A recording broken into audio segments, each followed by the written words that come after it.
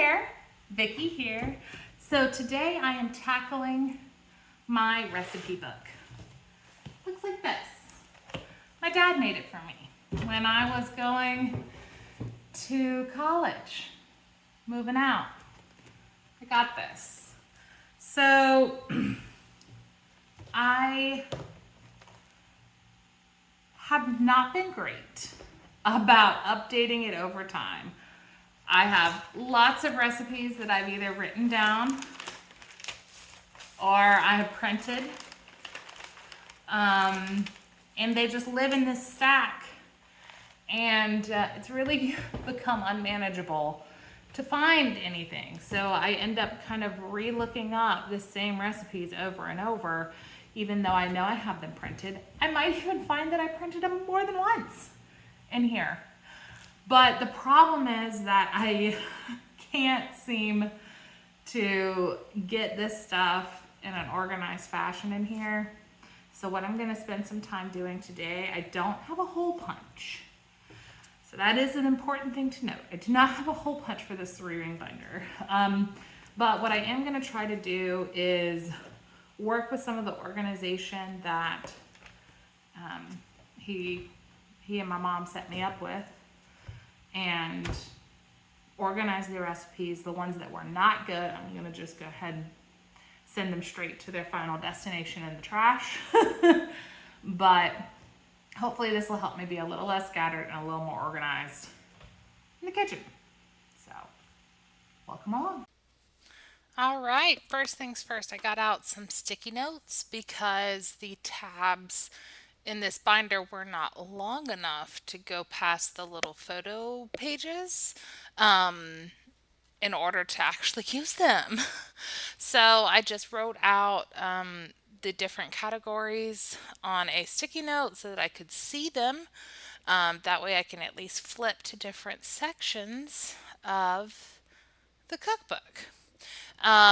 So that I did first, kind of and foremost.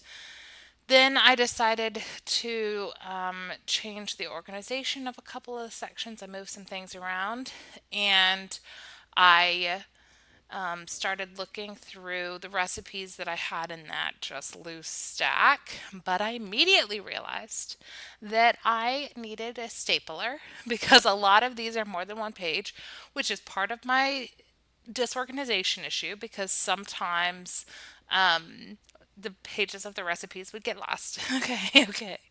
So, anywho, I got the stapler out. I also got the cutter in case I wanted to cut some of the pages, but ultimately I decided not to really do that. But then I just started going through each recipe that I had in the stack to see, okay, is this something that we enjoyed? Sometimes I write like in the corner who in my household liked it and who didn't. So that's really helpful, but a lot of these didn't have that. So I just kind of had to try to remember whether or not we liked it. And I ultimately found that a lot of these recipes I didn't remember at all. So it kind of became a situation of, well, have we ever made it? Did I just print it and I don't remember? So I ended up making a separate category for those. But as you can see, man, I have pulled out a lot of recipes that I kept over time. I know I mentioned that I received this recipe book, as a young adult, and that's been quite some time. It's been a while since I was in college. So these are recipes that I've cooked and saved over, nearly 15 years at this point, that I enjoyed. So I definitely thought this was a great exercise, kind of a kickoff to spring cleaning. Getting my life in order a little bit, and yeah, it really wasn't too bad, which was surprising actually. This took significantly less time than I thought it was going to take. Now, part of that is because I don't have a hole punch, and I didn't want to cut the pages down to size to fit in the photo pages because what if I get a hole punch? I don't know. Like, what if I inherit a hole punch? What if someone I know is like, hey, I have one? I don't know. I just didn't want to do that. So what I did is I did organize everything. I did purge one whole recipe. They were for chicken Kiev meatballs. And it's not that it wasn't good, but I remember it taking a very long amount of time to make. And it was not worth it compared to how delicious regular meatballs are, you know? So, anywho, let's look at the categories that I picked out so that you know how I organized it. And then, yeah, I think this will be much more functional going forward. So one thing I did is, since my dividers were not big enough, I used little sticky notes to write down what the things are. So now I can actually flip to said things. This first section is untested recipes. These are things that I have printed and picked out. I spent probably hours online looking through random stuff before I picked it out. But I've never made these things. So it's untested. There's lots of them. There's a lot more than I thought. So for the next several weeks, guess we'll be making those things. Then I got snacks. Now, my folks had apparently called this section appetizers, but that is really not true to what is contained in here. These I would not call appetizers for the most part. It's stuff like cheese wafers and spinach balls and ice cream in a bag. I mean, these are snacky fun things, but maybe not appetizers.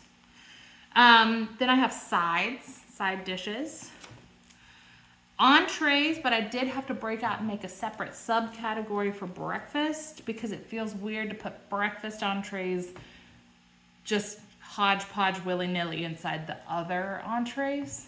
So I broke those out separate. Now, entrees is definitely the biggest section.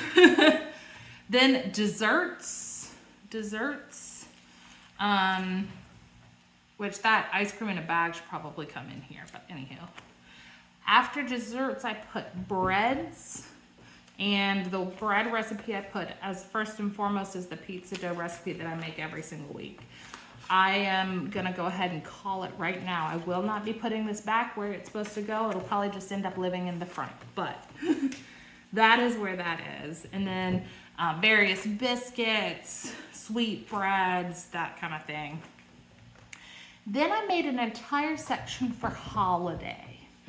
Now, it's not that I don't ever make these things outside of a holiday, but these are the specific recipes that I make at either Thanksgiving or Christmas or New Year's, and they need to be stored together because they're made together, if that makes sense. So like these rolls, I do make them outside of holiday, but not all that often. And I will know where they are if I put them in holiday instead of bread, because these are the holiday bread, if that makes sense. Same thing with that mac and cheese. But all of these, I only make at Thanksgiving or Christmas. So that's that. Then we've got vegan and vegetarian recipes. Now I should probably move these up. Go ahead and take the opportunity to put these up in the next to the entrees, because that is what they are for the most part, is entrees.